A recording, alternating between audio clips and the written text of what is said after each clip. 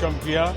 बहुत खुशी आया हूँ यहाँ पे और कल मेरी मुलाकात होगी चाय बागान के लोगों से या अलीपुर द्वार में जहाँ जा रहा हूँ, जिसे आप लोग कैंपेन कह सकते हैं। चारों तरफ माहौल बहुत अच्छा है, ऐसा मुझे दिख रहा है और महसूस हो रहा है कि ममता बनर्जी जी के नेतृत्व में बंगाल बहुत अच्छी तरह से फल फूल रहा है।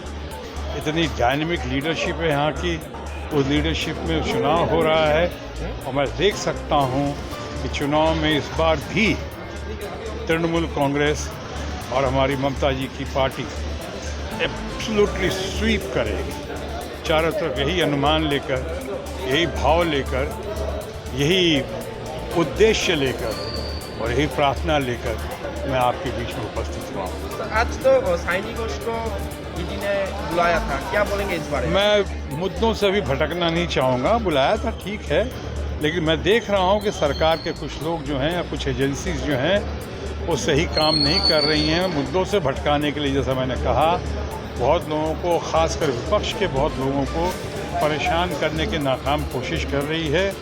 अभी हम कह सकते हैं आज विपक्ष में बहुत एकता है, विपक्ष में बहुत शक्ति है। एक तरफ विपक्ष में जहां हमारी ममता बनर्जी हैं जो गेम चेंजर बनकर साबित हो सकती हैं 2024 में, वहीं दूसरी तरफ हमारे भारत के चाणक्य शरद पवार हैं, national youth icon Rahul Gandhi हैं, लालू प्रसाद यादव हैं, नीतीश कुमार हैं। ऐसे सब बढ़िया लोग आज इकट्ठे हुए हैं, तो मैं समझता हूँ बहुत ज़बरदस्त इसका अंजाम होगा, परिणाम होगा। लेकिन जो चल रहा है अभी, ये बदले की भावना से या डेस्परेट अटेम्प्ट, या कोई सरकार जाने के पहले उसी तरह से जिस तरह दीपक बुझने से पहले बहुत ज़ोर से टिमटिमाता है या भुकाता है, वही हालत कुछ आज हमारे दोस्तों की है, भारतीय जनता पार्टी की, उस सरकार की है। बदले की भावना से आगे आ रही है, लेकिन अब देश की जनता पूरी तरह जान चुकी है, उसको निरस्त कर देगी, इन बातों को आगे नहीं होने देगी।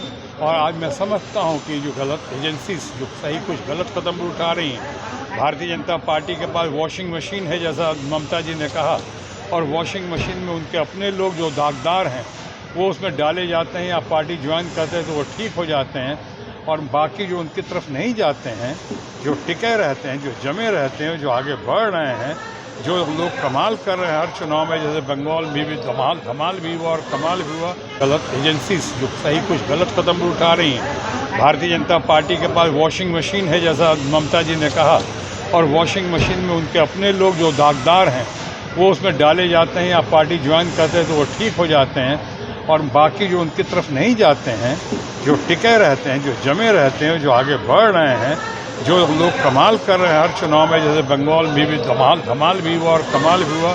ऐसे लोगों के पीछे पड़ के एक डेस्परेट अटेम्प्ट दिखा रही है भारत की सरकार है, हमारे एनडीए के या हमारे भारतीय जनता पार्टी के दोस्त लोग। ये अच्छा नहीं है, पब्लिक समझ चुकी है, ये पब्लिक है, सब जानती है। बहुत जल्दी इसका निपटारा हो जाएगा, बहुत जल्दी लोगों को पता चल जाएगा, दूध का दूध और पानी का पानी। चुनाव कितना शांतिपूर्ण होगा जी? चुनाव कितना शांतिपूर्ण होगा? नहीं, शांतिपूर्ण, मैं तो बिल्कुल शांतिपूर्ण देख रहा हूँ।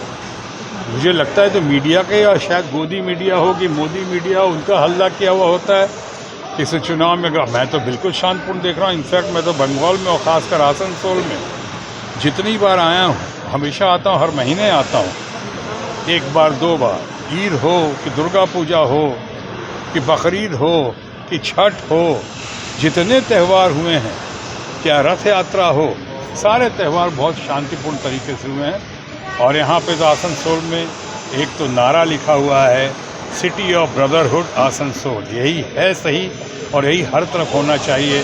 सर्वधर्म समभाव, भाईचारा, ये विभाजन जो पैदा कर रही है एनडीए की सरकार और बीजेपी की सरकार, यहाँ दो जिलों में जो दीवार पैदा करने की कोशिश कर रही है, ये नहीं होना चाहिए, गलत है। और अब जनता भी समझ चुकी है कि अचानक महिला आरक्षण बिल तो आप पास करा नहीं सके। अभी 9 साल आपको याद आया नहीं कि अचानक चुनाव की घड़ी में आप यूसीसी की बात कर रहे हैं, यूनिफॉर्म सिविल कोड की बात कर रहे हैं। तो जनता समझती है कि चुनावी मुद्दे लेकर आ रहे हैं, आप बेरोजगारी से, महंगाई से ध्यान भटकाने के लिए ये सब काम कर रहे हैं। लेकिन आपने देखा है परिणाम क्या हुआ, लोगों की आंखें खुल चुकी हैं। आज आप शिमला की बात करें, हिमाचल की बात करें, या फिर आप अपने हमारे कर्नाटका की बात करें, चारों तरफ अब देख रहे हैं, या दिल्ली में भी देखें तो विपक्ष की जीत हुई है। तो आज विपक्ष का झंडा परचम लहरा रहा है और आने वाले वक्त में देखिएगा बहुत बड़ा ज़बरदस्त क्रांति होगी, शांतिपूर्ण तरीके से देश में बदलाव होगा और हमारी ममता जी, जैसा मैंने कहा, गेम चेंजर बनकर उभर कर सामने आएंगी। धन्यवाद। और एक बात बोल रहे हैं